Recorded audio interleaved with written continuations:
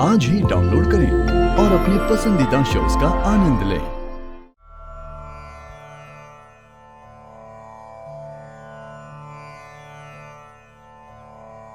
जीवन का यथार्थ सत्य के मार्ग पर निडर होकर चलना ही है। हमें बड़ी प्रसन्नता है कि तुमने ये कार्य पूरी श्रद्धा के साथ किया।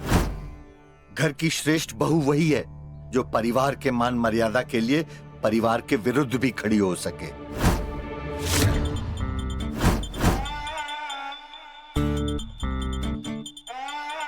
आचार्य जी, मेरी हमेशा यही कोशिश होती है कि मैं सच का साथ दूं, लेकिन मुझे इस बात का भी डर है कि अपने परिवार के खिलाफ यहाँ आकर मैंने कोई गलती तो नहीं की। बेटी, जिस प्रकार सोना आग में तपकर ही खरा होता है, उसी प्रकार एक कठोर शिक्षक की शिक्षा ही होती है जो जीवन भर काम आती है। तुमने ना सिर्फ अपने खानदान की मान मर्यादा प्रतिष्ठा की रक्षा की है, बल्कि उस बेचारे पंडित की बेटी राधा का उद्धार भी किया है। ये बात जितनी कम फैले उतना ही उसके लिए भी अच्छा है। जितनी जल्दी उसकी शादी हो, उसकी जिंदगी बर्बाद होने से बच जाएगी। आचार्य जी, जो भी हो, पर इसमें उन दोनों की कोई गलती नहीं है। राधा का मन तो गंगा से ज्यादा निर्मल है और मोहन, उनमें तो साक्षात बांके बिहारी जी बसते हैं। बांके बिहारी तो हम सब में बसते हैं बेटी, पर तुम्हारा वो मोहन, वो तो इस संसार के नियम रीति रिवाज बिल्कुल नहीं मानता। परंतु हमें प्रसन्नता है कि मोहन के कारण जो राधा की बदनामी होने वाली थी, तुमने उसे उससे बचा लिया। तुम्हारे इस निष्ठा और परिवार के प्रति प्रेम के लिए मेरा आशीर्वाद सदा तुम्हारे साथ है। प्रणाम आचार्य जी। आज्ञा। राधे राधे। राधे राधे।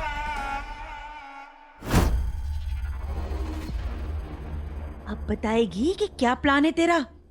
बताती हूँ मम्मा, सब कुछ शुरू से बताती हूँ मैं आपको। उस दिन जब मैं गुरु माँ के पास गई थी ना, तो उन्होंने मुझसे ये कहा था कि एक ही उपाय है जिसकी वजह से राधा और मोहन हमेशा हमेशा के लिए एक दूसरे से अलग हो जाएंगे। एक लड़का ढूंढो और राधा की उससे शादी करवा दो, तभी त्रिवेदी भवन से वो बाहर जाएगी। और इसलिए तो मैंने मोहन और राधा का फोटो उस न्यूज़पेपर में डलवाया और उसी को देख के भागी भागी आई थी राधा की दादी हमारे घर से राधा को ले जाने के लिए। और जब मैंने ये देखा कि मोहन राधा को जाने ही नहीं देगा, तो मैंने अपनी आखिरी हथियार का इस्तेमाल किया। आचार्य जी, मेरी छोटी बहन राधा और मेरे परिवार इस संकट से, इस बदनामी से बचा लीजिए। और आचार्य जी मान गए। मम्मा, हमारा देश चाहे कितना भी आगे निकल गया, लेकिन आज भी जब एक लड़की की बदनामी होती है ना, तो उसके घर वाले कुछ भी बिना सोचे सबसे पहले उसी लड़की की शादी करवाते हैं। हाँ, वो तो है। और राधा की दादी ने भी वही सोचा।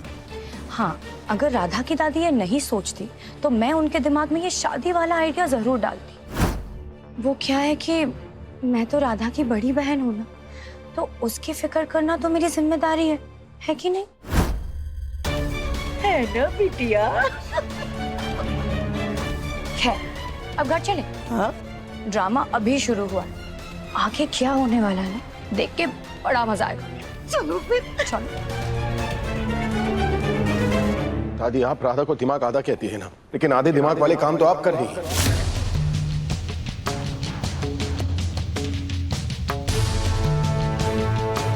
आपके दिमाग में ये बात आई भी कैसे कि राधा की शादी करवा दे? ये कोई उम्र है क्या उसकी शादी करवाने की?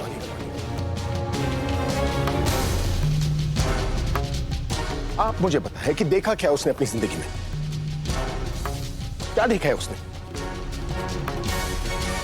तो आप बताइए, और क्या देखना बाकी रह गया है?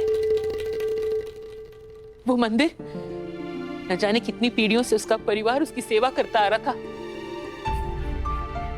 वो मंदिर आज उस परिवार से छिन गया।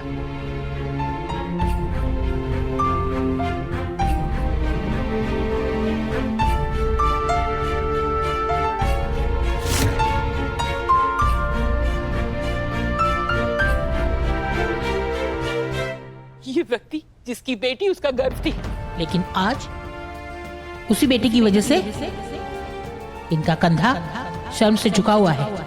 और क्या देखना बाकी रह गया है मोहन, बताइए, और क्या बाकी रह गया है?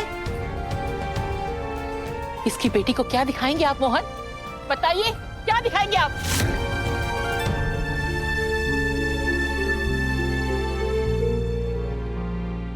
बाबा, बाबा,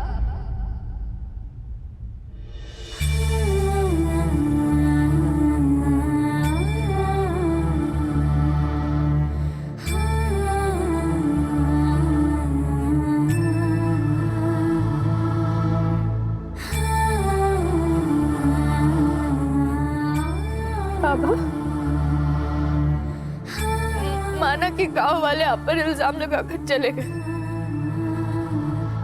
पर क्या आपने वो इल्जाम सच मान लिया?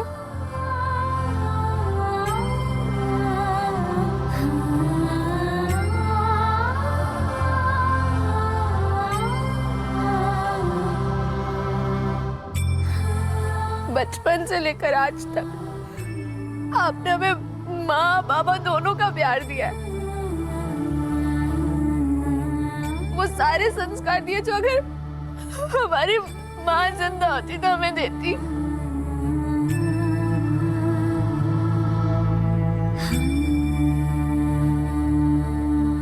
तो आपको कैसे लगता है कि हम अपनी संस्कारों की सीमा लांघ सकते हैं? नहीं बेटा, हम आपकी बेटी हैं बाबा, आपकी राधा। हम कभी भी ऐसा कुछ भी नहीं करेंगे जिससे आपका सर झुके।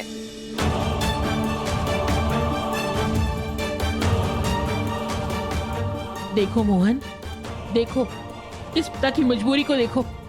इससे अपने बेटी पर विश्वास तो है, बस समाज से डरता है।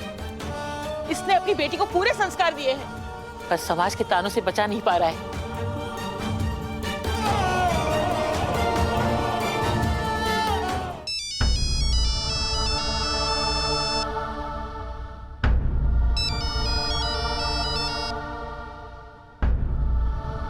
राधा ने तो शादी के लिए हाँ बोल दी, पर जिस तरह मोहन शादी के लिए मना कर रहा है ना, लगता है कि राधा की बारात वो दरवाजे के बाहर से ही लौटा देगा, नहीं होने देगा वो राधा की शादी।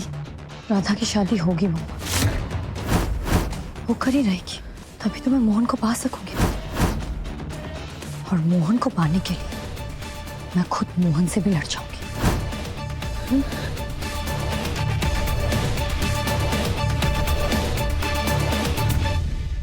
हे प्रभु, इस विधवा की लाज रख लेना। राधे राधे। हाँ, हम भी वृंदावन में ही हैं, बस आज ही आए बरसाना से।